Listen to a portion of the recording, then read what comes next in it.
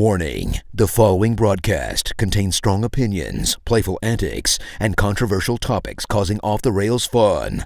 Chances for being offended are higher than average for sensitive people. Viewer discretion is not advised. Live a little and have some fun.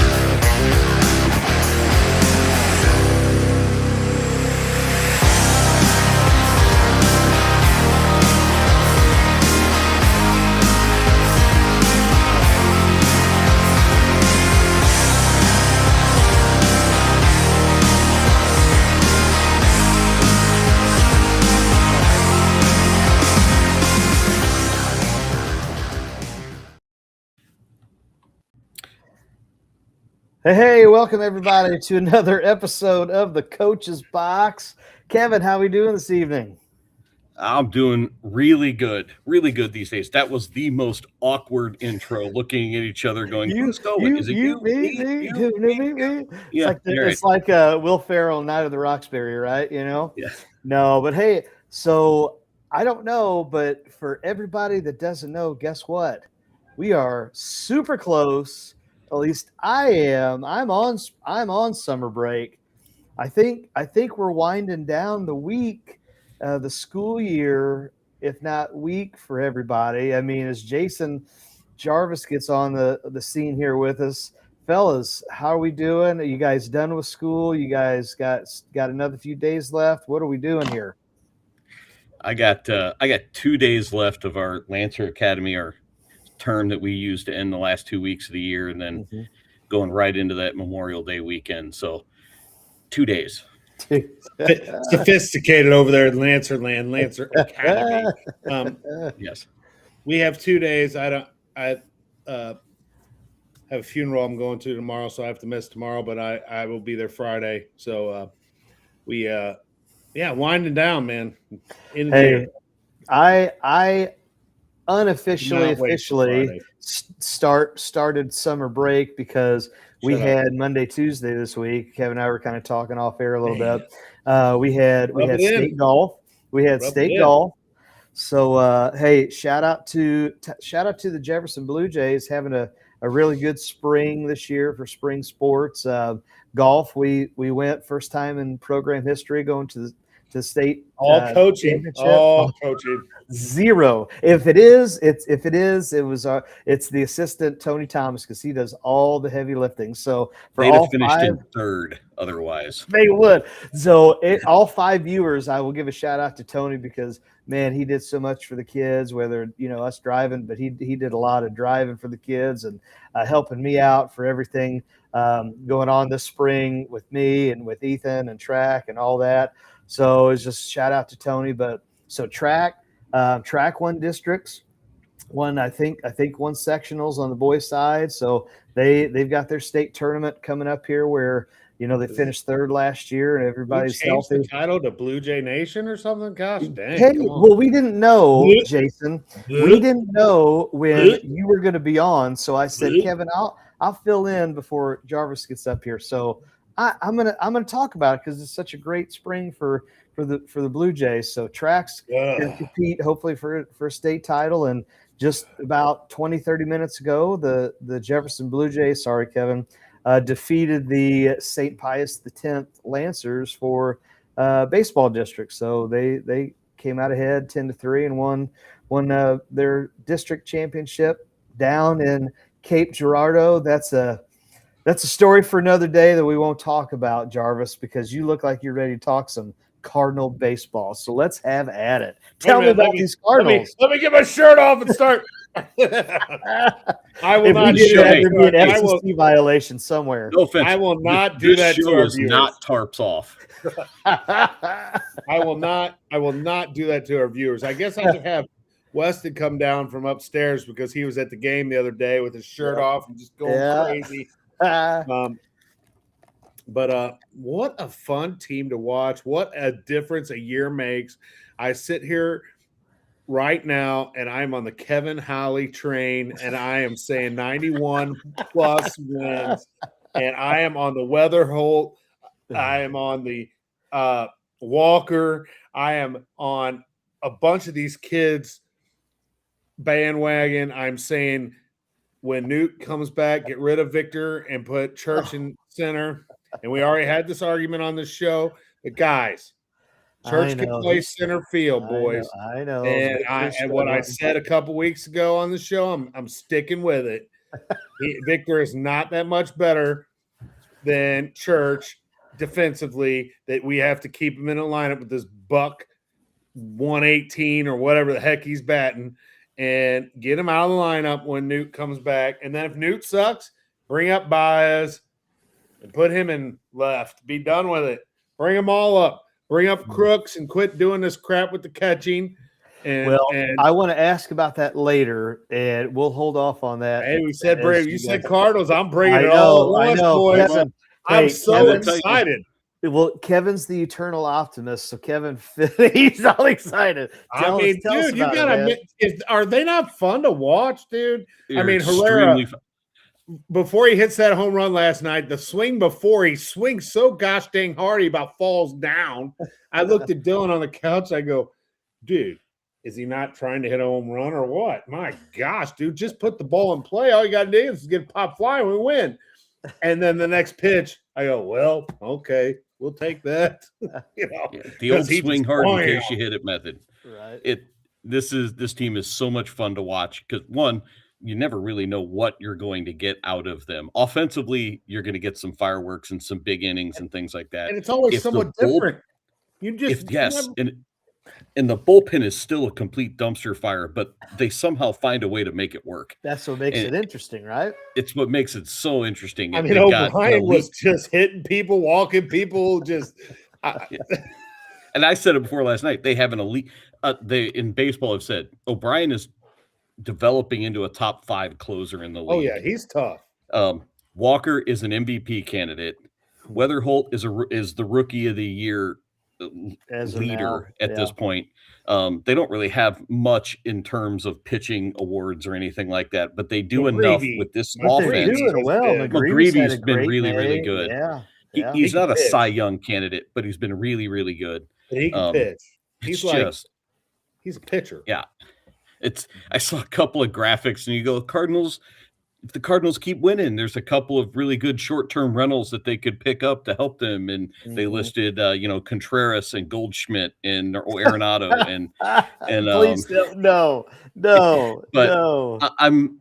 Arenado has been hitting the ball pretty well. But anyway, I would not want him back. No. The other stat that I've seen is the last 6 times the Cardinals have won 28 games in the first 47. They've won, first thing, over 91 games every single time. Yeah. Look at that. Kevin's like. They've been to the playoffs every single time it's happened that they've won 28 games. The last 6 times they've won 28 games in their first 47. This is a playoff team. Yeah. In the toughest division currently in baseball. So you brought that up. So I'm looking at it right now, and obviously things haven't updated because teams are playing, but you have everybody at 500 or better. You've got Pittsburgh, who's in last place, into 500. You've got Milwaukee, who's 28 and 18, which is a half game ahead of the Cardinals, who's tied with the Chicago in second place. Who would have thought at the beginning of the year that the NL Central was going to be the best division in all of Major League Baseball at this point in the year? I didn't have that on the bingo card. I'll wait. We'll wait. We'll wait. Anybody? Nope. No. It'll be like the beginning. I thought they would be good. I thought the division would be decent. I didn't think it would be like this. Right. And now, and a lot of that is because they hadn't played a lot of divisional games, yet. I think the Cardinals going back to, I guess, game one of Pittsburgh in this series. I think that sets a stretch of 14, 16 divisional games in a row, something like that they're going to have. So we might see some adjustments here and there as we go forward. But you guys brought up it's a different atmosphere. So, Kevin, you've said this, I think, for at least a year or two. I'll let you have it again here. What do you think? Why is it so different? Obviously, it's no Mo anymore, but what is no Mo anymore? Right? What's different? One, you've got, it starts at the front office and the way they've kind of portrayed this. They were like, hey, we're not trying to BS anybody here. We're going to be rebuilding, and we're going to let the kids have some runway and see what happens. We're going to let them play. We're going to let them develop. And I think people started to see that transparency, and they're more on board with that. But then the kids are just fun to watch play. They let them play with personality. Mm-hmm. They let them have some fun. Mm-hmm. They're these Jordan Walker. You always thought he was kind of a stick in the mud. He's not. He's a fun guy to watch play, and they let his personality come out. It wasn't like he was being thumbed down with veterans in the locker room saying, no, you can't do that. You can't be that way. And you got this young kid in JJ Weatherholt who's, celebrating doubles and doing all those things that Goldie would never let happen because that just wasn't the kind of player he was. Okay. So then pause there. Is it Mo being gone? Is it Goldschmidt Arenado being gone? Is Ollie doing something different? Yes. What do you guys think? Yes. I think it's the old players being gone. I think it's a lot of all of it. Yeah. I think we're seeing, and I think Chris has said it before. He's not here to kind of repeat this, but we never really knew what kind of manager Ollie really was. And I think he is a younger player's manager, and he was handcuffed by some of the roster decisions that were made for him. Hey, let's be honest, guys. We're wrong. I was wrong. I thought Marmol was terrible. And now I'm looking at it going, guy might be way better than what I thought. I mean, all the national people are going, Marmol's one of the top 5 managers in all of baseball right now. And I'm sitting here going, okay, I was wrong, because I think he's done a magnificent job this year. He's letting kids play. He's letting kids express, like you said, they're how they are, letting them celebrate, when they do things. I'm not against. It's okay to celebrate when you do things that are good. Mm-hmm. I mean, as long as you're not mocking the other team, you're not disgracing baseball. You get a double and you dab up to your teammates. Well, what's wrong with that? Mm-hmm. There's nothing wrong. There's the other thing they did is, now, I know some of your old school guys like Chris might, Well, that goes into college ball. That could be another segment, but go ahead. I'm going to say this is they did the other really good thing with this is when they added a lot new of guys members to the coaching staff right now on the screen. But anyway, go ahead. When they added new members to this coaching staff, they went with guys who were very similar to them in that sense. And Daniel Descalso and John Jay, those are kind of very expressive types of players when they were players. And I think that helps with that breeds that allows it to come out, and they're okay with it without feeling stodgy. And I think that my favorite things to watch are those post-game things where they're walking into the locker room and then they're doing the shout outs for who they want to do for the day. Yeah. That stuff, just to see them do it, that's awesome. And so I want to know why some are going this way and some are going that way, but that's a completely different story. I think it might be one side of the locker room versus the other. I don't know, but I do like hearing what some of those players say and who they are giving shout outs to after games. Dude, that's the other thing that this team, they seem so unselfish, and they seem to root each other on, no matter who whoever wins the game for them or whoever does well or what. It just seems like they're so happy for each other. Okay, so that's a chemistry thing. So that's not fun. Yeah, that to me, that's not a managerial issue. That's a roster part of that.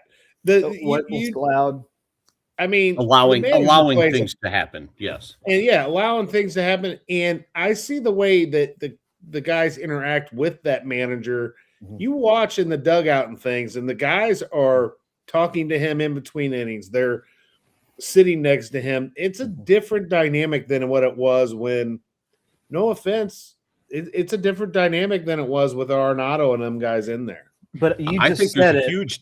Sorry. I was going to say, I think you said it, Jarvis, when you said they care about the other guy rather than themselves. Because again, when you are an older vet and you haven't won yet, and that's what you're worried about, and you're worried about producing, and you're not, that kind of brings everything down. And I think you had a lot of those guys that were on the books, and now you don't, and so you probably do have this injected youth movement, if you will, that they don't know what they don't know, and they're ready. All they know right now is play hard.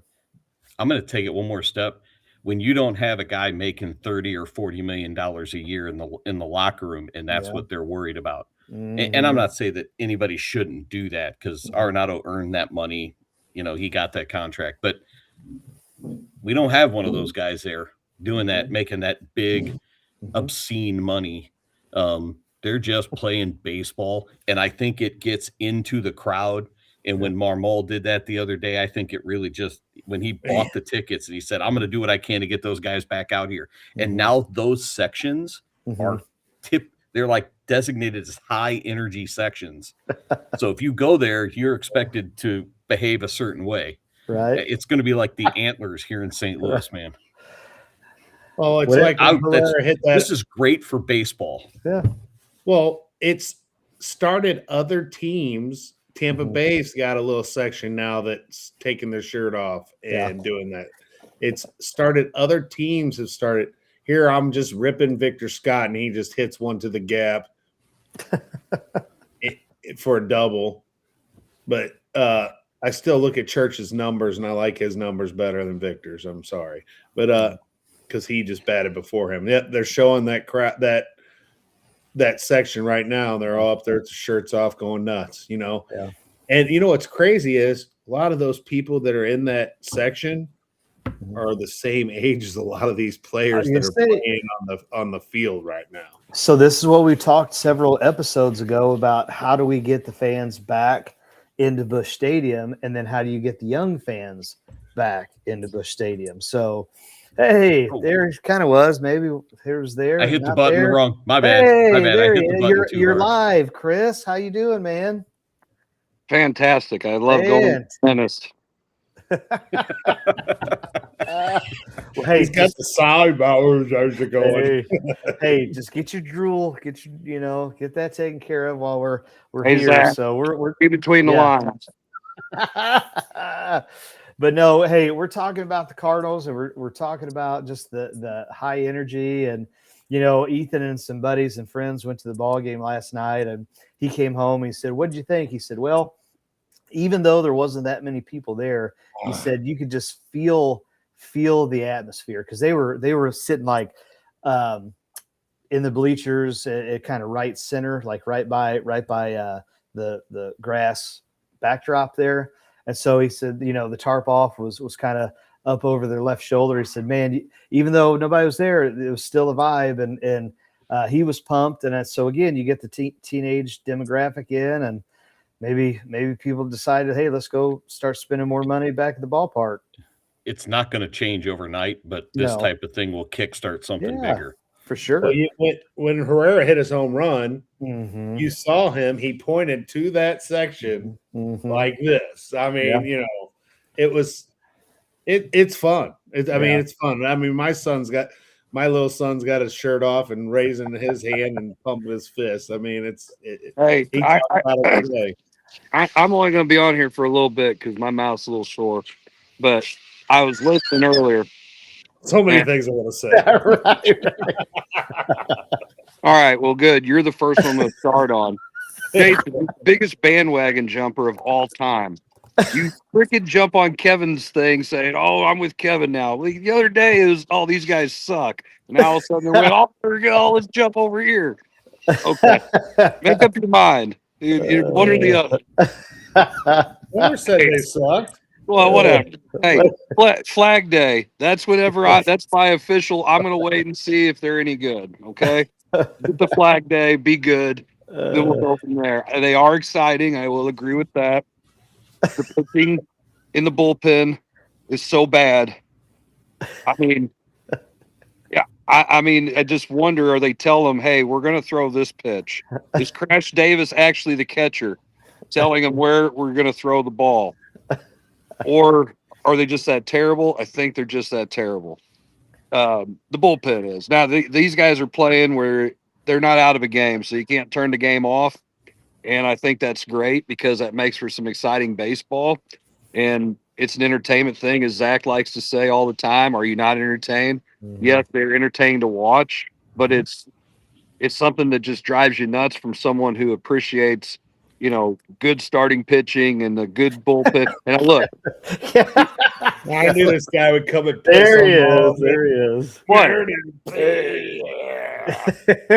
Captain Buzzkill here. There he goes. No, they're. Hey, look, I like the fact that they're playing those young guys. I think those guys can play, but the bullpen sucks. Of course, But no, you said it's entertaining, at least for now, because we said let's see how they are come listen, mid to late June. But go ahead. Chaim Bloom has done a great job of gutting the salary because Moneybags doesn't want to pay anybody to play, and obviously that's working out. But he probably needs to call Mozeliak and say, hey, I need some advice on a reliever, because if there's one thing that piece of crap could do is go and find a relief pitcher. And right now they need a few of them. Okay. The kid in the back of the bullpen's great. The kid who's close. Uriah Day. Yeah. He's good. I like him. And he is legit. But you can't go and run him out there 95 games and, one or two guys for 90 some odd games. It'll fall apart and they won't even be a contender. The way they're constructed now, they could be a playoff team. Yes, they have a very good chance of being in the playoffs. But if he runs those guys in the ground, their arms don't hold up, the guys that actually pitch, they're in trouble. And you can't go 5 and dive on these guys. Right. Leahy's got to get some mileage, and you got to get something out of Libator more than 5 innings. But the bullpen has to hold up, and it's just not right now outside of a couple of guys.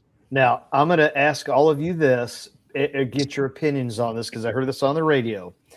I think, and they said this on the radio a few days ago, because they talked to Bloom about, so if it's late come trade deadline, are you going to go out and get some pitches or some pieces to help us for the postseason? And Bloom's like, probably not, because this isn't what we expected. So my question to you is, what would you like to see? Would you like to see them just stay this? The phrase is we're playing with house money right now. It's only May 20th, but we're playing with house money. This was not expected. So maybe this is just the early shot of a young team that doesn't know any better. Let's see what happens come, late July, August, and reevaluate there. But I don't think they're going to do anything, when it comes to making a move for this playoff time this year, because I don't think that's the plan. What do you guys think? I don't think they're going to want to, for the fact that they've gotten here by letting offensively these young kids run. If they're going to do anything, they'll add a couple of bullpen arms and some things like that to replace the ones that have probably been ran into the ground in the first half of the year, which is fine. Do that. But also, Bloom is not going to say, yeah, we'll go out and make all these moves, because then he loses all of his leverage come trade time. We're not going to do anything. It's not what we're planning on doing. We're going to let these guys run it out. We got reinforcements somewhere else. Mm-hmm. But yeah, I'll take that guy over there. If you're just going to get rid of him, I'll give you this guy. Mm-hmm. He's not going to come out and say it now that he's going to make those moves. One, because you lose all of that bargaining leverage. Yeah. You mean Kevin? You can't do the Mike Brown. Hey, we're going to go after James Harden, and you say it in the press conference. Like, that's the guy we're going to attack and outscore Cleveland 44-22 or something in the third and fourth quarter overtime. My gosh, dude, Brunson was on fire last night. Okay, I'm getting sidetracked here because I'm out of it. But anyway, listen, I'm going to say my piece, and then you guys can finish this show. And I'm sorry, I just don't feel like being on today. But Had to get in here, talk a little Cardinals. Yeah. Put my 2 cents in. I'm not sold on the whole 91 wins. I do think they can make the playoffs. Did you not It's hear my possible. stat earlier? I don't care. I heard it. The last 6 times they've won 91 games. They're Kevin, gonna be playoff team. They're gonna win 91. everybody's in the Wow. playoffs. Wow, Everybody's in the Jarvis. playoffs. They've got the extra wild card games. It's ridiculous, but whatever. So yeah, they'll make the playoffs. They can win 85 games. Gosh, you're such a negative Nelly. Yeah, pot. So listen, the thing is I think you're 100% right. They're playing with house money. Yeah. They're playing with house money, and you don't want to get rid of any of those pieces that are doing well. But you can get rid of Pozo. You can't get rid of Pagas because they're terrible. And bring up time out. Crooks. Time out. No. Time out. Let's do this before you leave. I wanted to talk about this because this was on social media. This was also on the radio. There's got to be a reason. Now, you tell me what you think. Is it something to do? Hold on. Is it something to do with him? As Kevin said, does he not know how to call a game? Is there something defensively? Is there something, or is it B? Is it the fact that the other 2 catchers, not Herrera, but the other 2 catchers are really, really well respected and liked in the clubhouse? So is it a chemistry thing? Is it Chris just said $? Is it a money thing? Well, okay. What do you think? A, B, C, D, or other? I think it's the money part, and I'm sure it's the chemistry part. If you really want to, you got to get rid of one of those guys. You really can't carry 3 catchers and 2 of them suck. Okay, and then you're playing one of the 2 every single day. So that doesn't help. Jason talked about Victor Scott's hitting a $180 or something at the bottom of the lineup. Well, he's a Gold Glove center fielder. Pagas and Pozo, they're not Gold Glove catchers, and they're not winning the batting title. Get rid of Victor. Okay, well they're not those guys ain't winning the batting title. They're not winning the Gold Glove. So what are they? Well, that's great. They're good locker room pieces. Well, you know what happened in Major League 2? It's like, okay, well, they won. They don't need it. They don't need that many catchers. Okay, so you make him into a coach, or you say you got to go down, or whatever. Keep one. Make him the backup. Let Crooks go ahead and see what he can do. But hold on, Chris. The guy they traded the one. They made the other coach, and the other one got hit, hurt his ankle. I'm playing. Go ahead. No, my point is you can get rid of one of those guys and still have the whatever reason. But once you get into June, why are you keeping Crooks down there? Hell, he's getting walked, so they ain't got to see his bat. Well, that's my question. Why are they doing that? What's the reason? And probably because whatever reason you just said. Oh, they're best friends with everybody. They don't want to. They fully expect this clock. They fully expect. Yeah, they fully expect Crooks to be a starting catcher in the major leagues. What they don't want to do is bring him up here and then I don't know why not play him. I don't know why they wouldn't, but I think that's part of the deal is he's going to catch more at Memphis than he would here. That's because we have 3 catchers and one of them is a full-time DH. It makes no sense. It's like wiping your butt before poop makes sense. That doesn't make sense either. Take one of those guys and get rid of them. Go and get a relief pitcher and be done with it. And you're done. Today. Who? Yeah. Herrera. He's catching today. So what are the other 2 guys doing? Are they giving high fives to everybody and passing out the waters and the charting? I mean, come on, man. Pitches. Charting. Come on, that's just stupid. Yeah, I did hear a funny story on Maddox. Did you see? I don't know if you saw that video. John Smoltz telling a story on Maddox, how he would intentionally get Bobby Cox thrown out of ball games. Thrown out of games. Yeah, yes. that was pretty hilarious. That was a good one. The Greg Maddox documentary is something that is. I hated the Braves growing up, but man, I really respect Greg Maddox so much more the older I am. And then watching this crap that they do to pitchers right now, it's just ridiculous. It was there was a tweet out there on X that said, what's a baseball tradition that you would like to see come back from your childhood? And I said, a pitcher trying to go 8. That would be fantastic. I bet pitchers do. I bet they would. It's just the fact that the analytics say no. They're not given the chance to. Yeah. Well, It's so dumb. McGreevy's out in the top of the sixth, so it 5-5. had something to do with it. Had something to do with the bases being loaded and no outs. Yeah. Well, you know what? Is McGreevy the best pitcher for the Cardinals? So right okay, now, yes. That's another question. All right, so here you go. Stay on, Chris. Oh my God, here we go, Zach. So here's another one. He's losing his lighting, Zach. You're going to have to stop doing this. It's okay. Is Libator the ace? Because as good as he, and I'm going to use air quotes, nope. As good as he's been, I mean, he was okay last night, and then boom, gave up 4. I mean, pretty darn quickly. Like, what are we going to do with him? You just brought up McGreevy. Okay, so if you're going to run those guys out there and you're going to go 5 and dive at the pitcher, and you're going to pull these guys when they're at 70 pitches, which to me, I don't get it. I mean, they're the starting pitcher. They're stretched for a reason. You're killing the bullpen. You're only proving my point, and I hope to God that I'm wrong and they got rubber arms and can throw for years. But the fact is, you got to have at least 2 or 3 guys, at least 2 that can go 7. McGreevy's a guy who you count on to go 7 more often than not. So why wouldn't you just go ahead and let him pitch? He is the best pitcher he's the ace of the staff. Libator has the most talent, but he doesn't have a fastball that can get by anybody. His off-speed stuff is good. His fastball, they just sit back and wait for that thing and smoke it. Very good fastball either.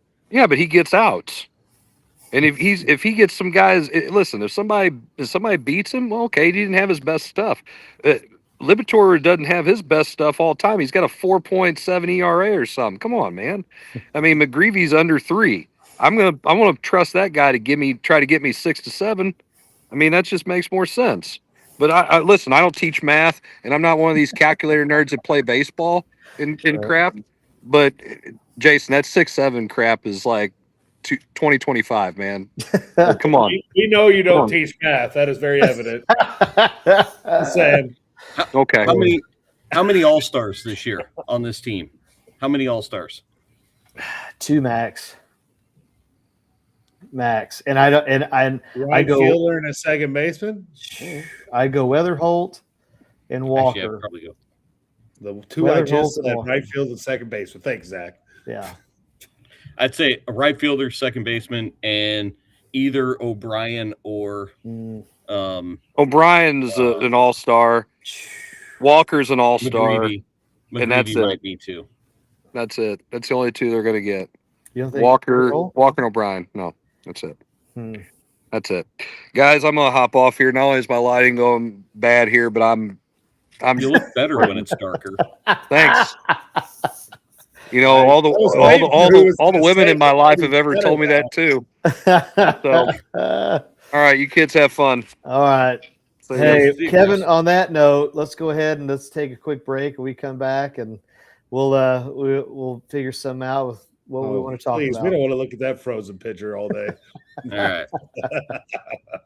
I'll take him off. We'll be back. All right.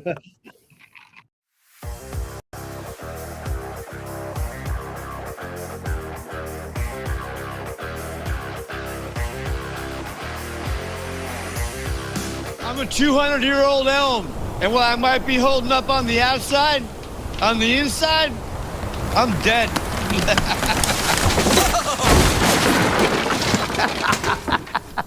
Oh, man, it feels good to just let go. If you don't have the right home coverage, well, this could break your bank. Switch to Allstate, and you can save hundreds. Put it on my tab. I'll show myself. Mayhem is everywhere. Are you in good hands?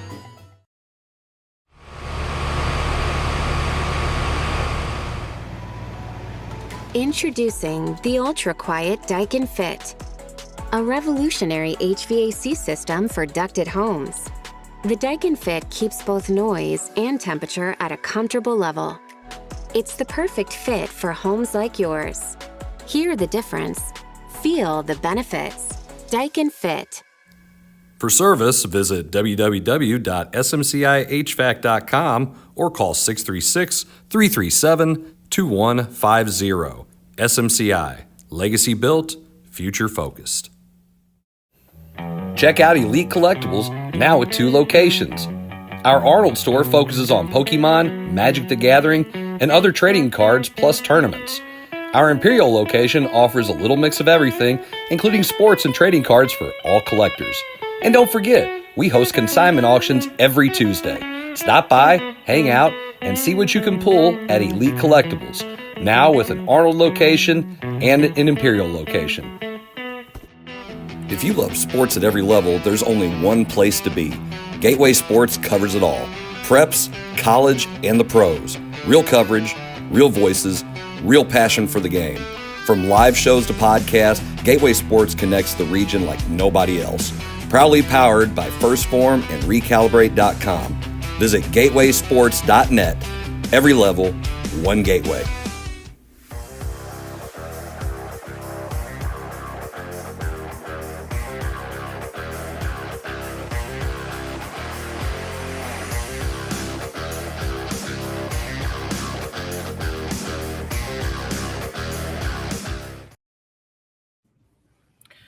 Welcome back to segment number 2 of episode 262 of the Coach's Box. Call it like we see it podcast. We talked a little Cardinals in the first segment, and we're going to throw it to the person who pays the most attention to anything that we do around here and let him pick the next topic. Jason. Oh, jeez. Pays the most attention. There we go. I was hoping to catch him off guard, have him just look up and go, what? Well, what do y'all think about, and I'm going to bring this up because I'm the only one that said anything about it. So what are these college guys supposed to do now once they get their money, and do they have to stop being college kids? Mizzou's running back, Hardy, gets shot in the leg at a concert / whatever the heck that venue was there, because it looked pretty shady. I mean, it's almost like they can't do anything, right? I mean, what do you guys think? So he was shot by high school teammates too. That's what even makes it worse. That's the kicker. Yeah. So you brought up, I guess, that Jill said that she never sees any of the athletes on campus, or at least maybe none of the football. At basketball. Arkansas. Yeah, right. Now, Dylan, ooh, man. Walker got hit right in the hand. That ain't good. Oh, What about Dylan? Dylan does see the athletes at Mizzou a lot more than Jill does at Arkansas. Jill has hardly seen any of the athletes. So what happened to back in either our day or maybe when we started teaching? Because I remember this because this was a big ordeal about specifically football, was that a mom was complaining how she's not seeing her kid. I think it might have been out west somewhere, Colorado or somewhere. And the coach got on and had a tirade and said, look, your boy's a Division I athlete. You're going to see him 2 weeks.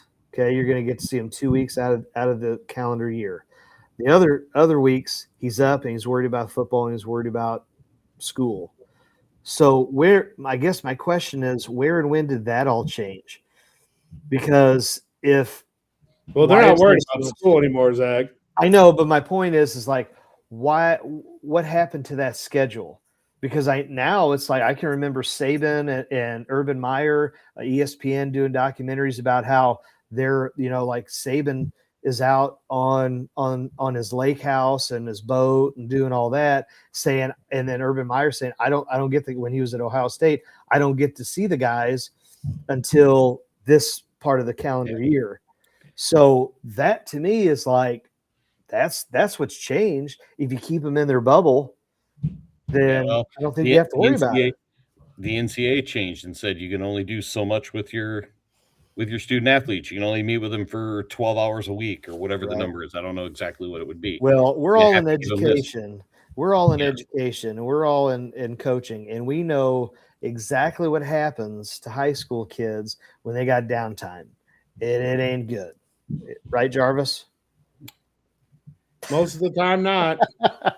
So, at some point you might say, listen, we may not have you do a lot more in terms of maybe practicing or hitting, but we need to put you on campus. And if we need to put you over here in the athletic facilities, then let's do that. Because I mean, I don't know too much about the story. You can fill us in with Hardy being at a concert or whatever the situation is. Well, I mean, he was at a concert in his hometown. I mean, he was obviously on break. Yeah, he was obviously on a break from being at Mizzou and gets shot in the leg. I mean, a melee broke out, I guess, and several cars got shot at, and he gets caught in the melee, I guess, and gets shot. And I mean, it's just like, and reports are he might play this year, he might not. I mean, they just don't know yet. And the first thing they said was as soon as he got released from the hospital, he got back to Columbia to get with the athletic training staff. Well, he just put a thing out on Instagram today. It was him himself. Hey, I'm back at Mizzou. Thanks for all the prayers, all the thoughts. I'm here rehabbing, trying to get back. This was not, we're going to say this, and I don't want to victim blame. I don't think obviously it wasn't his fault, right? I go back to DGB when he was at Mizzou, and he had the issue with the illegal narcotics, and then derailed his career, right? Goes to Oklahoma, goes to NFL, fizzles out. And I remember saying back then, you can't wait 3 years. You can't just hold off 3 years and not smoke. You're going to be a multimillionaire. And you can't hold off for 3 years, get drafted in the first round, make your money, and then go back to it. Like I'm going to say the same thing. You don't even have to wait 3 years to be a multimillionaire. You are one now. So I mean, he's already. I mean, Hardy's already one. So my question is, what do we? Going to cave in. I'm going to say what's going on over there, poltergeist or something. I guess my question is if you're going to have a chance to make all that money and probably more. And again, I hate to victim blame, and I'm not saying that you got to find some outlet to, get rid of, I don't know, let the steam out or whatever. But I would have to think if I'm a person of note, I got to make sure I put myself in a situation that, like, I'm not going to hurt my chances and my teammates' chances and all that, because right now you're thinking if you're Mizzou, what does that look for your future? I mean, the schedule is going to be tough already, but you're going to take out a prized SEC running back. Well, but I mean, he went back to his hometown, to a place he'd probably been there for concerts how many times during his entire life.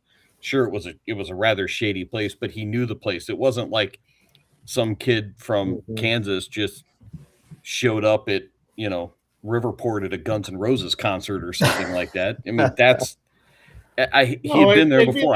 I don't know that he went there knowing stuff was going to happen.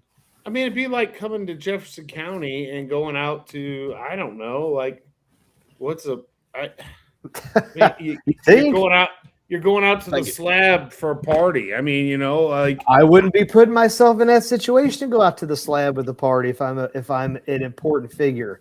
Like that's the thing. Everybody wants their cake and eat it too. At some point, you got to look in the mirror and say, "Where am I at? What is my status? Does my status allow me to go to these places? Oh, it doesn't. Then I'm going to have to sacrifice and not do that." And again, I don't want to victim blame because he was shot, but you also have to look at it and say, just like the Chiefs guy, right?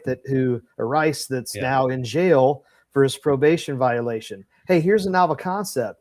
Don't break the law in the first place. You're a multimillionaire. professional athlete. Be a decent human being. You can't compare what Rice's situation to this situation. No, Rice but I'm Hardy's- saying is, at the foundational level, I will compare to only say, don't put yourself in a situation.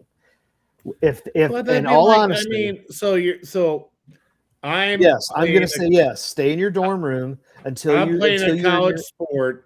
Yes, I can't go to a Morgan Wallen concert because I can't do anything. Do I? Okay, here's what I'm going to say. Since you're a millionaire, did you hire security? No, then no, you can't. Did you get somebody to drive you? Tiger Woods. Oh no, you didn't. Then you should have. Well, that's dumb. I mean, that's my point. That is my point. Is you are no longer you. You are on a different status than all of the other human beings, and so you have to act accordingly. And I'm sorry if that means you have to sacrifice a little bit, some of your freedoms, but that's what you got to do. You chose to be in the limelight. You chose to be the running back. You chose to do this. You chose to do that. You chose to be the entertainer. That's what you decided to do. You didn't want to be a teacher. You didn't want to be a doctor. You didn't want to be a ditch digger.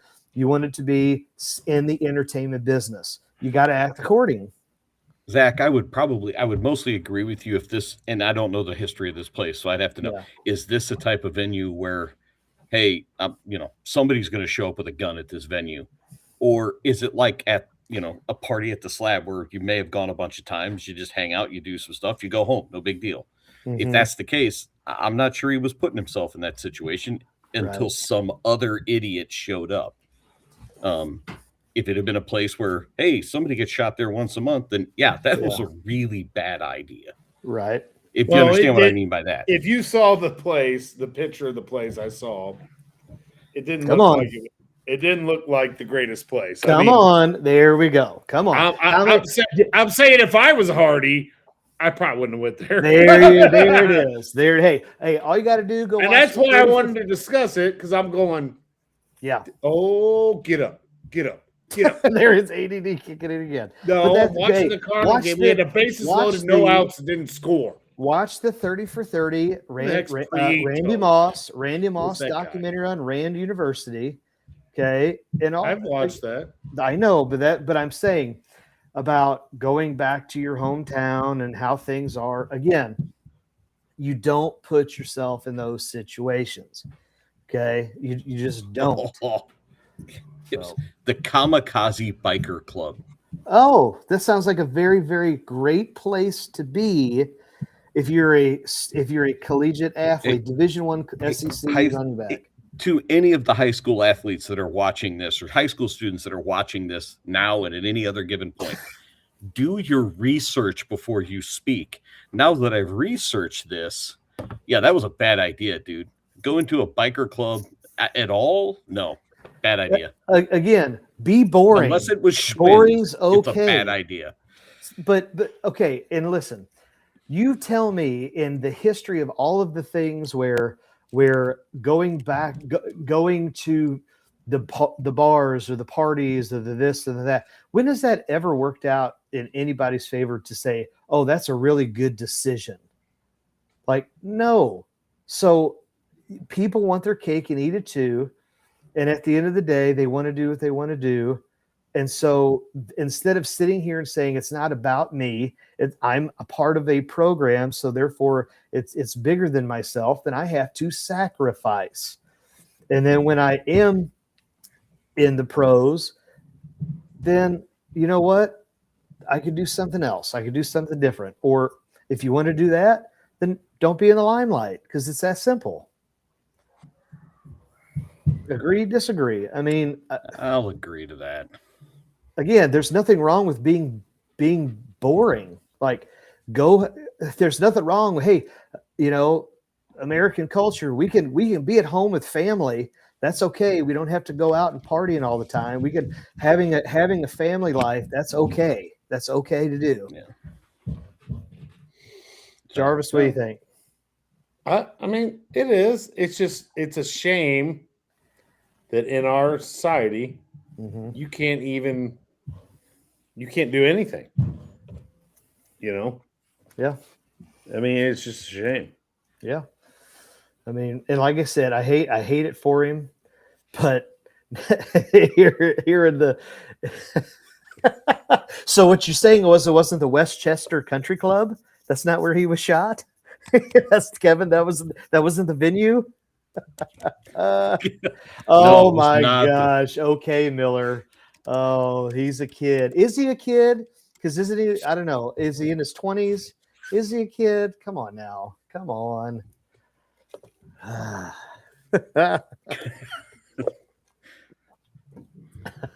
Yeah. Miller. So I'm just saying, Chris is still watching. He's just not talking. He's yelling at his phone at you. Yeah, so. he's worried about his Bell palsy with his mouth over there.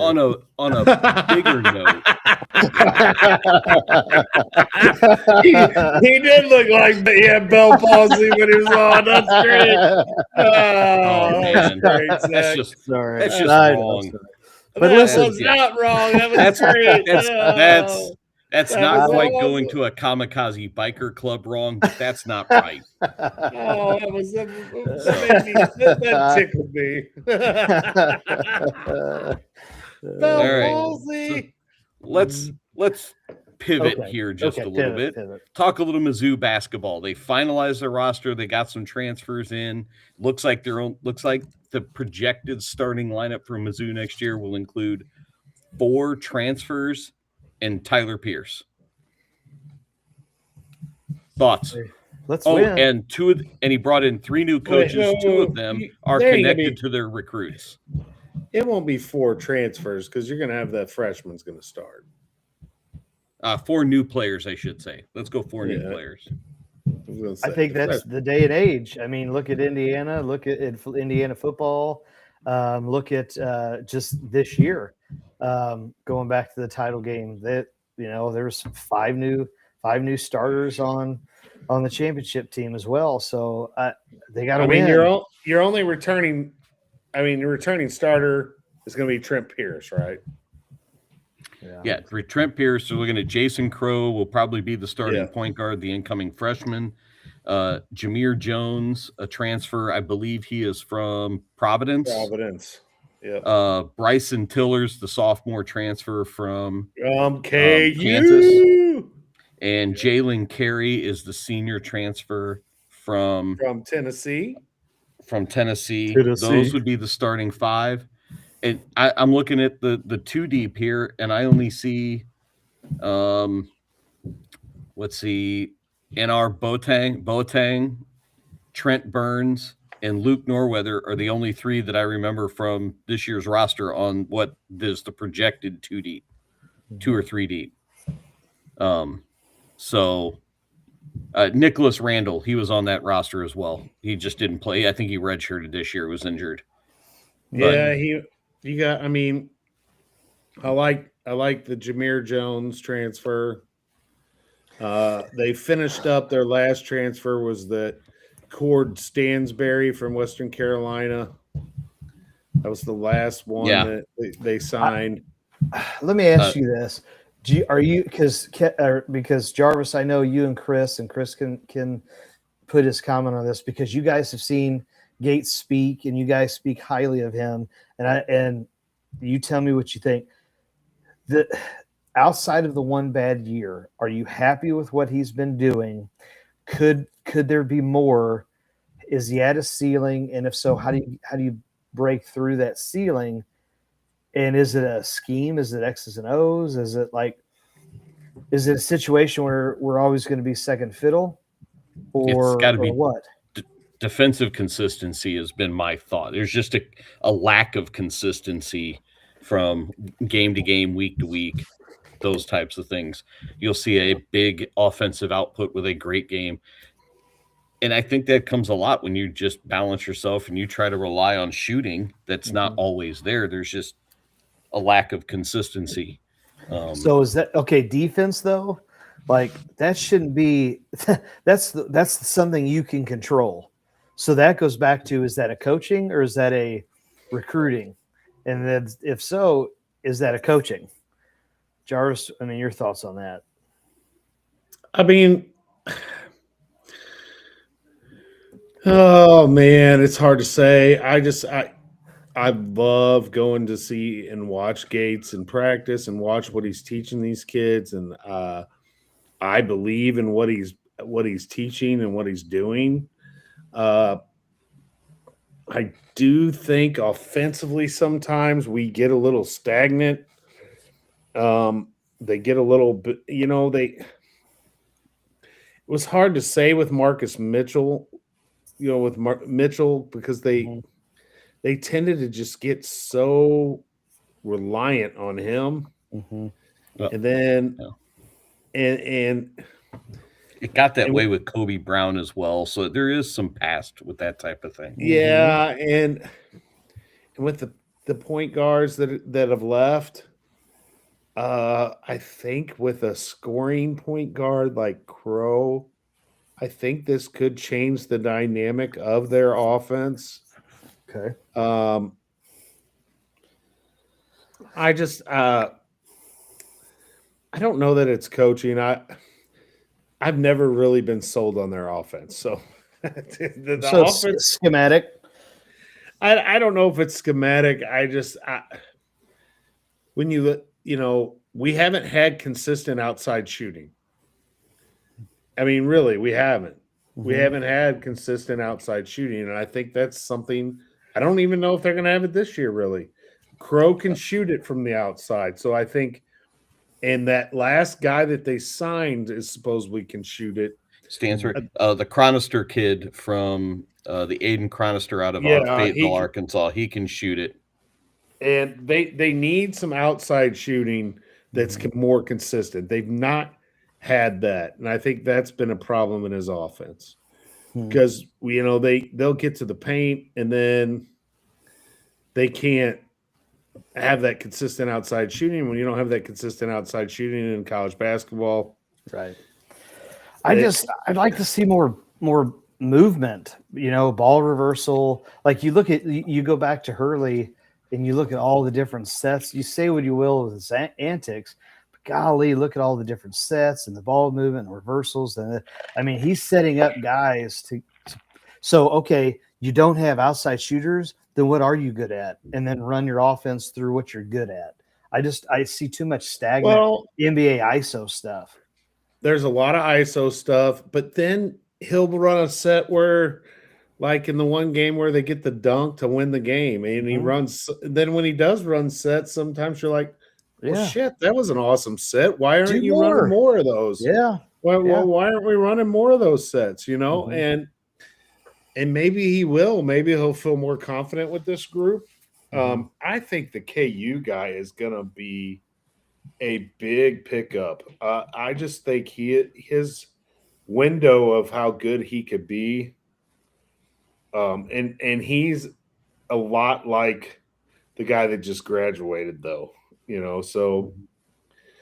Well, I'll say this, and I think Jason was right.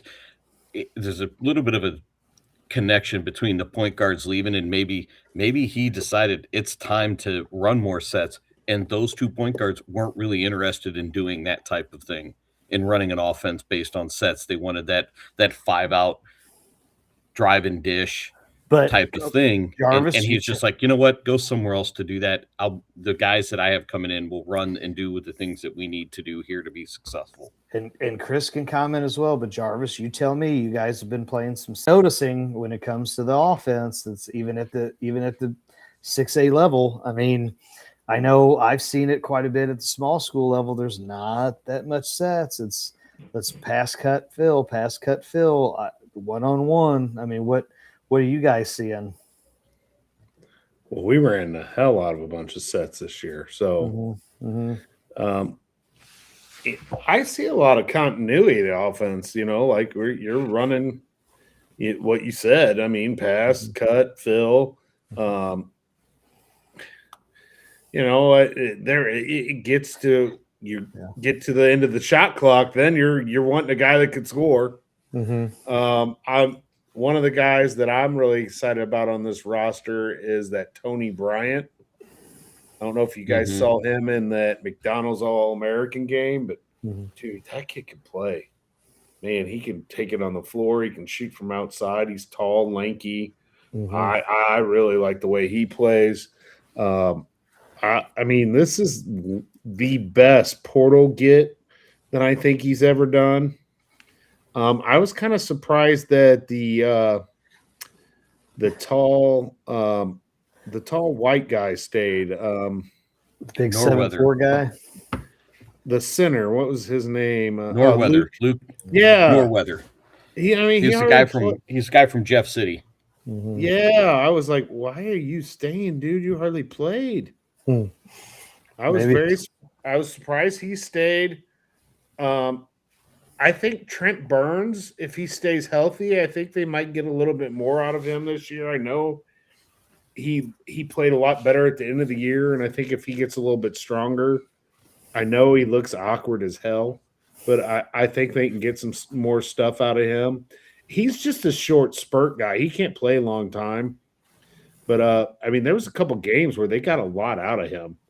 And I'm just really excited about this team. I think it's going to be a fun team to watch. And I mean, you got Crow there. I mean, he's already signed with Jordan. There's a lot of hype on that kid. Yeah. I'm excited to see what this basketball team can do because I do think it's the most talented team he's had top to bottom. And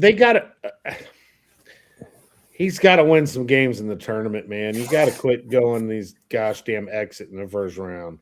Yeah, I mean, if we get to the tournament, we got to do something. We got to win some games. And I mean, while we're talking about college basketball and tournament, you see where they're wanting to. I'll tell you what. Let's save that one for the.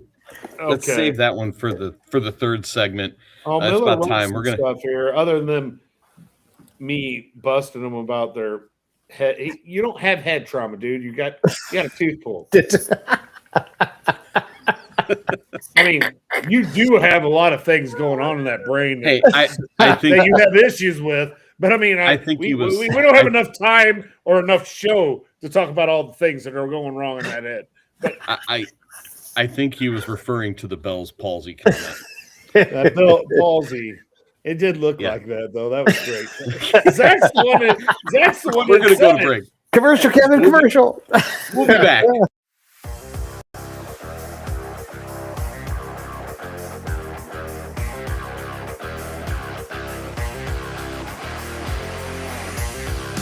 I'm a delivery robot. And this burrito, it ain't gonna deliver itself. Incoming. Whoa! I'm noodle looking both ways. Hey, I'm working here, all right? Go on, little guy. Uh-oh. Andiamo! And if you don't have the right auto coverage, you'll be paying for this yourself. Switch to Allstate, and you can save hundreds. Hey, Jules, you still dating that slot machine? Mayhem is everywhere. Are you in good hands?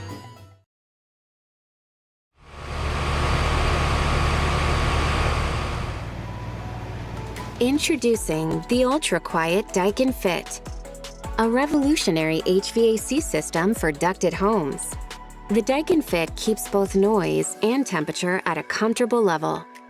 It's the perfect fit for homes like yours. Hear the difference. Feel the benefits. Daikin Fit. For service, visit www.smcihvac.com or call 636-337-2150. SMCI. Legacy built, future focused. Check out Elite Collectibles, now with 2 locations. Our Arnold store focuses on Pokemon, Magic the Gathering, and other trading cards plus tournaments. Our Imperial location offers a little mix of everything, including sports and trading cards for all collectors. And don't forget, we host consignment auctions every Tuesday. Stop by, hang out, and see what you can pull at Elite Collectibles, now with an Arnold location and an Imperial location. If you love sports at every level, there's only one place to be. Gateway Sports covers it all. Preps, college, and the pros. Real coverage, real voices, real passion for the game. From live shows to podcasts, Gateway Sports connects the region like nobody else. Proudly powered by First Form and Recalibrate.com. Visit gatewaysports.net. Every level, one gateway.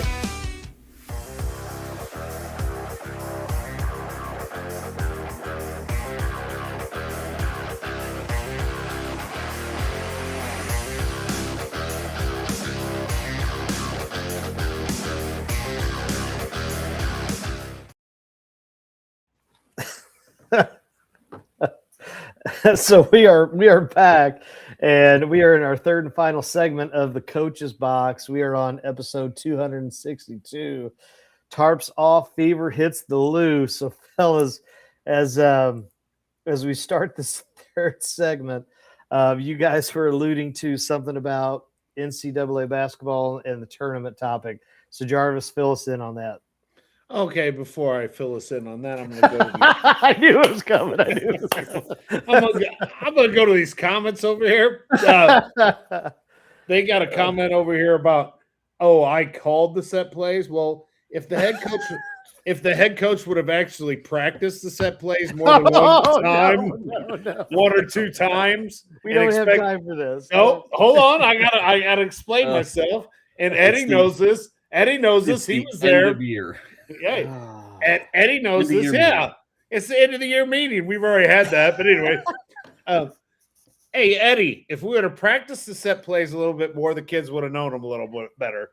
Just saying. So I thought he needed to be at practice more. Is that what maybe our defense would have been a little better. Hey, whatever.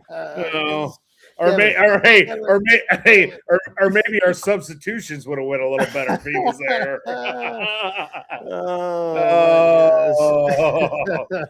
I mean, we did have a few games where the subbing sucked. I didn't do the subbing, and either did Chris, so that leaves one person. But anyway.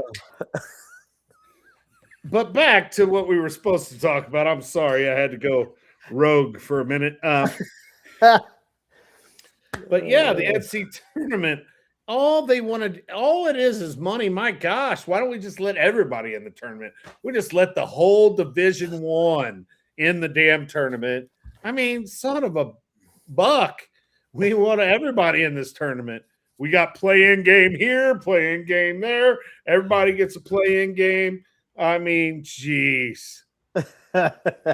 You get a play-in game. Yeah, because again, we get a play-in game. You get a play-in game. We get a play-in game. Make everybody some money, make everybody happy, make everybody feel good, like they got a chance of winning. I don't know. Hey, Miller, I probably didn't remember because I was probably running JV practice at the other end because the other coach didn't show up. I don't know. Oh my gosh! Look at the comments. Don't look at the comments. Just move on. Kevin, take the chat comments away. So, I wonder, where is the end line at this point when it comes to the NCAA tournament? Are they just going to inch it forward a couple of teams every couple of years? Didn't it say like 74 now or something? Or 78? 78. It's 78. So they added 10. So I'm like, at what point is this just not going to be a 124 team tournament? How are we going to fill out a 78 team bracket? It's going to be like basketball in the Denslow Cup. Yeah. You're right. It's going to be like Misha, where everybody's in the tournament and everybody's got a shot, except there's going to be somebody gets blown out by 700 points in the first round. Hey, you probably, when you talk about it, Kevin, that's probably the issue, because it all comes back to sports betting now. So yeah, why not? It's going to make more money. I'll tell you this: no one on the Fox the only reason they're doing coaching staff knows anything about sports betting. Gosh, I've never seen people bet so much in my life. My question is out of the 78, so you're adding 10 teams. Who's getting in? It's certainly not mid-majors. It's the Power Fives or the Power Fours that were on the bubble that weren't getting in as at large. It's them.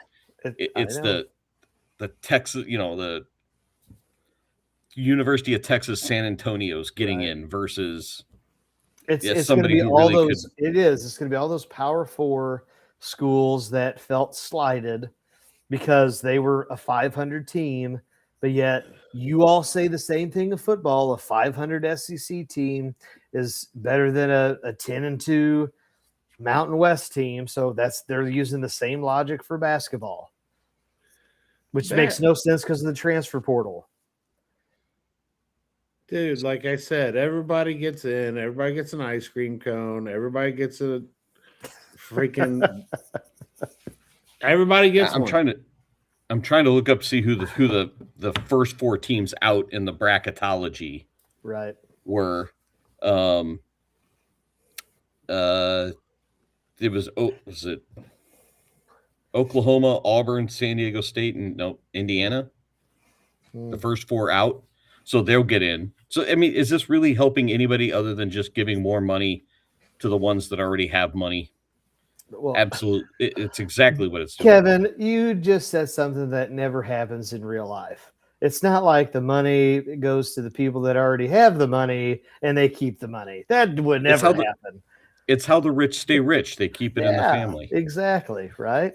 I think Eddie has a good idea here. Coach's Box needs a parlay of the week. I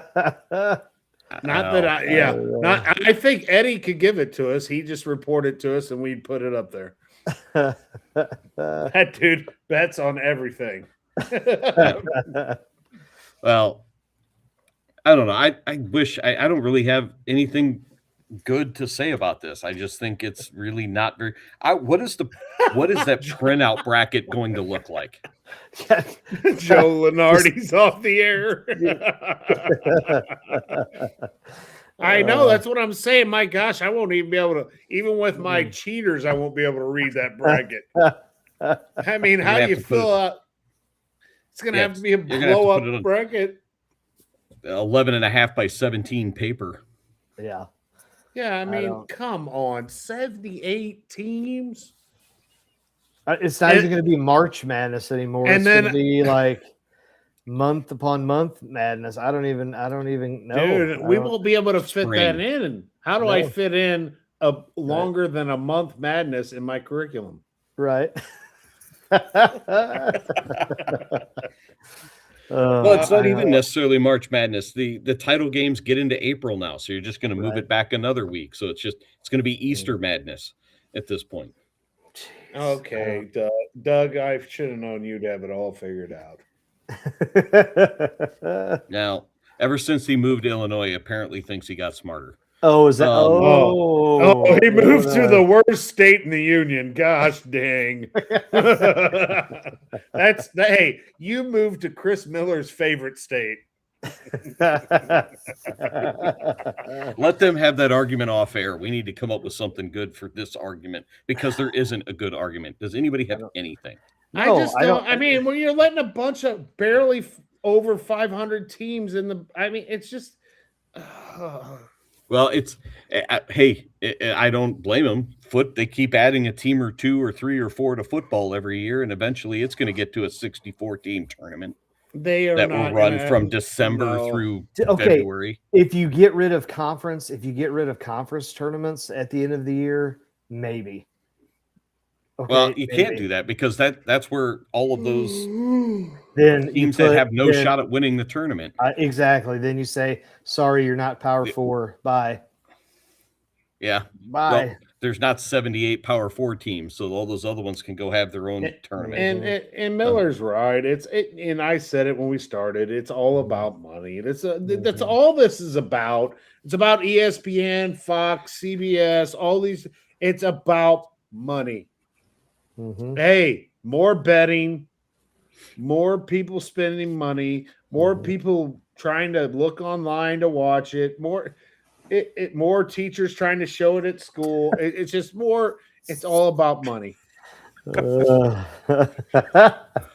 Wait, you show those games during your classes? And I work in public education, Kevin. I would not do that.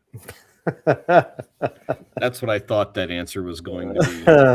Hey, I used to, when I taught geography back when they cared about teaching geography and they really wanted kids to know that, hey, Washington, D.C. is not on the West Coast. It's not Washington State.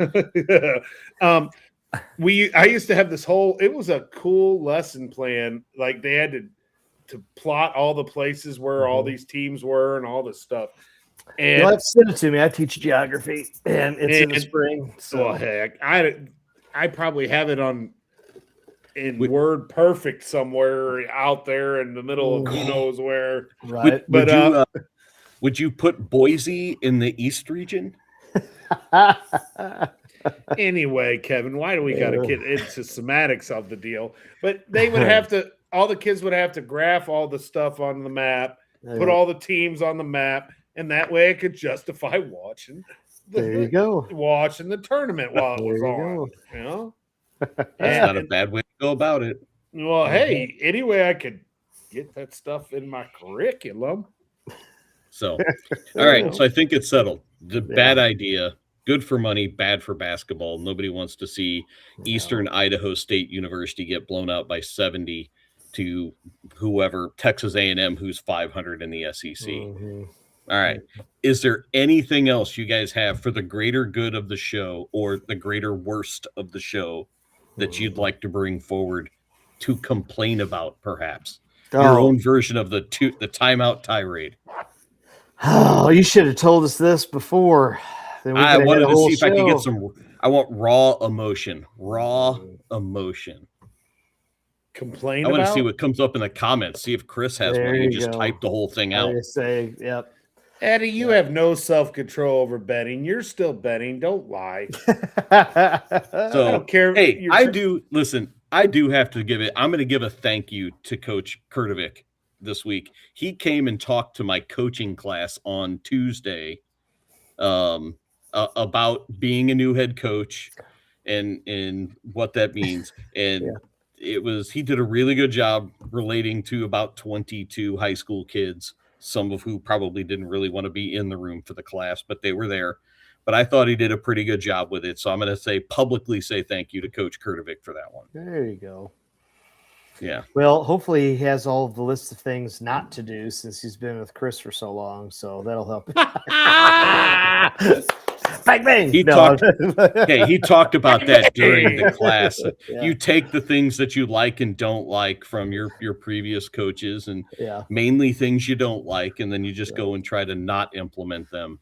Yeah. At your new place. Hey, you know what? You have him speak again in January and we'll see how he feels. Right. Right. Yeah. You know, it's all good. It's all good and dandy when you're an assistant coach and you have yet to experience being a head coach. And then when it's about January or February and you're in the thick of it. I was going to say late January, and you're in the thick of it.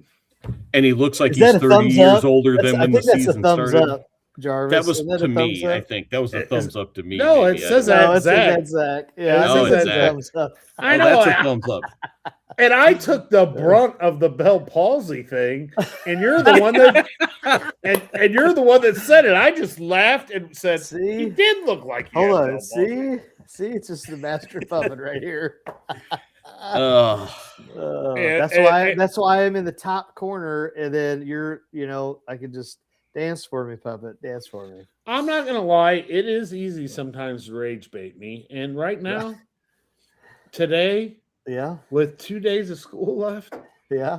I'm a little on edge. Finals.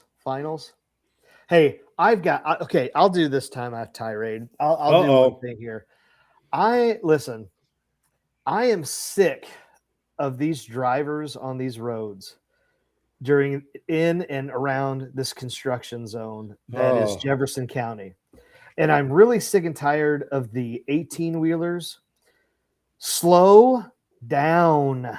I think there should be a law that those tractor trailers should be off the road at certain times of the day and should only travel at certain times of the day because they do not obey construction zones worth a darn.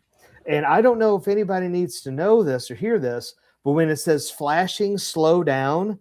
You shouldn't be going 80 through construction zones. Like, it's absolutely ridiculous, people. Wake up 10 minutes earlier. Like, it's absolutely ridiculous. Sorry, go ahead. Oh, boy. Well, I felt like that was directed, even though I don't drive a semi-truck, I drive pizza car. And And I tend to drive fast, and those signs always tell me slow down. Oh my gosh. I can't stay. It's like, guys, we're going to have construction for the next decade in our area. Just slow down. You know it's there. Slow down. Kevin, what do you think? I don't try to drive, so my wife. I'm the guy that my wife drives most everywhere we're going. If we go, oh my God, you're the guy that. Never mind. But anyway, I am I can be a passenger princess, but it's called navigator. It's called navigator. Yeah, we'll go with that. But I just drive. It's whatever. I'm just driving along, just keeping up with traffic. That's the main thing that always got me with that is if traffic's going a certain speed, you should go a certain speed. No, because driving, having to go down to Cape Jackson area for the last week and a half, it seems like every day. No, because those idiots drive 90. No, I'm going 70, 72, and they are just right straight past. There ain't no keeping up with that traffic. Slow down. Driving me nuts. Yeah. Jarvis? Nothing. You're just like, oh. No, because I'm the car that's going to probably go by you. And you know what? Here's what I'm going to say. A lot of them are big. A lot of them are the big trucks, and it's like you guys are already 8 miles to the gallon anyway, and then you're going to go ahead and drive 85 plus on the road. Like you guys, morons! Slow down.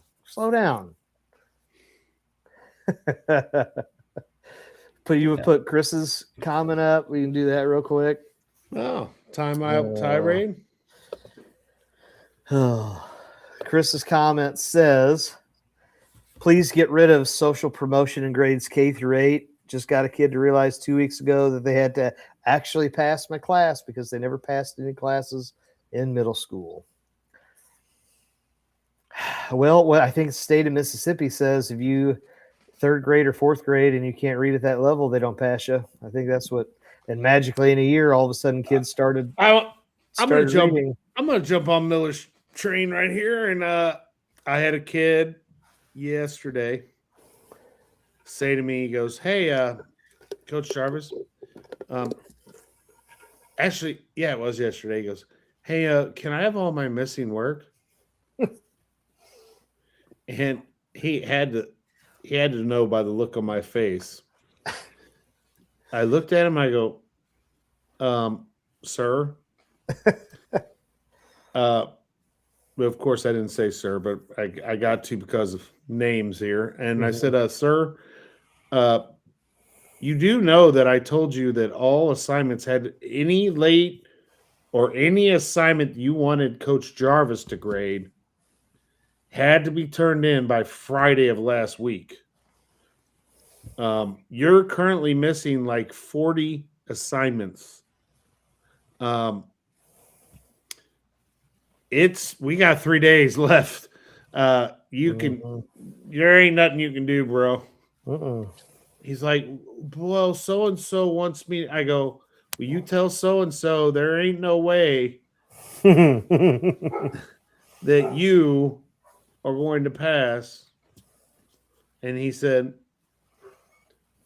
"Well, I can't turn any of that." I'm like, "Dude, after today, we got 3 days of school left." You can turn it in all you want. I ain't grading it. I'm like, are you serious? Like, I don't know how many days of last week I said Friday's last day. Friday, I'm not taking anything else. Friday. And but did you have a learning target on the board? Well, and we don't like our rules to our grades is after we give a assessment to that material, we don't have to accept anything from that unit. But Coach Jarvis, because I'm nice, I know it's hard to believe, Miller, but because I'm nice, I will accept it late and give him credit. I'm going to take points off, but I'm going to give him, man, somebody's dog's crazy. Yeah. I'm going to give him credit. But yeah, 3 days left, man. I'm like, man, sorry. No. But that someone thought, look, you've had access to their grades all year. What are you looking at? What? I've emailed you because I've emailed every kid that had an F. I've emailed every kid that had a D. Yeah.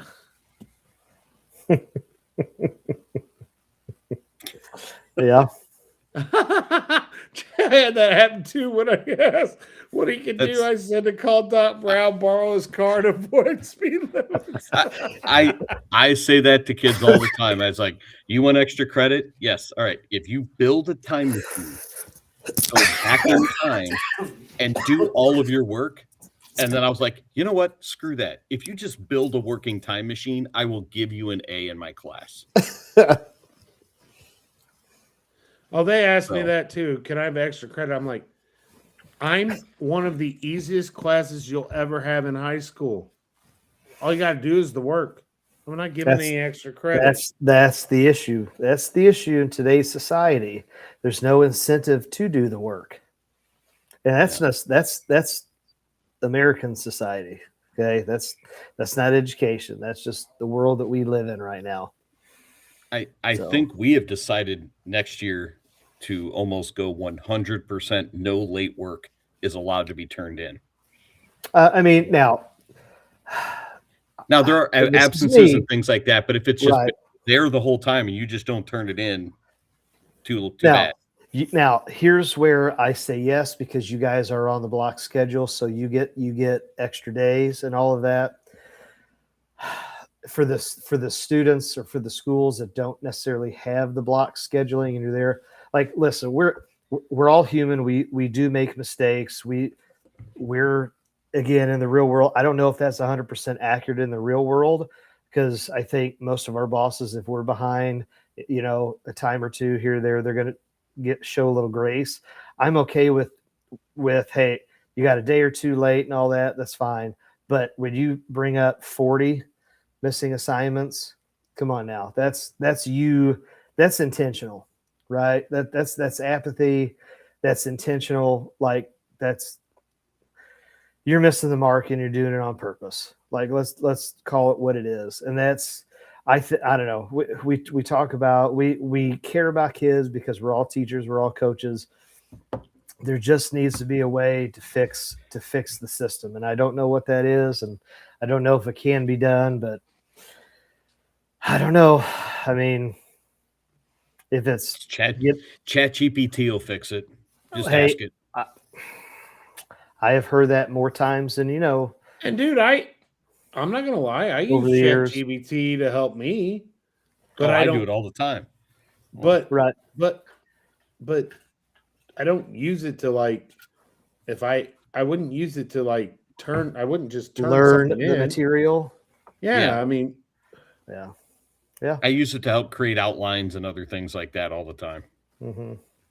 And that's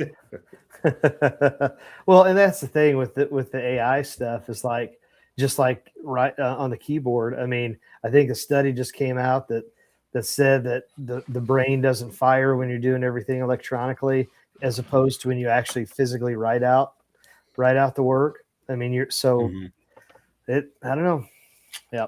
But anyway, Kevin, I think it's about that time, man. Well, yeah, I think we've about hit our limit for the day. Mm-hmm. So, I had a good time tonight, guys. I did. I had a great time. I really had a good time making fun of Chris's Bell palsy, but that might have been my highlight. Oh man, the things that are said on this show. I was gonna say, so, yep. But guys, here's 2 weeks from now. We'll come back. We'll all be well into our summer. We should be nice and tan. All those types of things from just sitting out, not doing anything. Yep. All the farmers tan already. He should be. He's got a pool. Yeah. Hey, it's a little chilly right now. And one day, go ahead. I say 2 weeks. We do a poolside show from Zach's house. Let's go. Hey, come on over. I got the Ambets and Herky still wanting us to come up there and do a show there, so we need to do that. There you go. I'll do that sometime. Yeah, we got Ethan's grad party coming up in a few weeks. Might as well do the show. It'll be a great time. Oh, yep. So, all right. To everybody, thank you guys for tuning in, listening. We'll see you guys in just a couple more weeks. Have a good one. See you, everybody. See ya.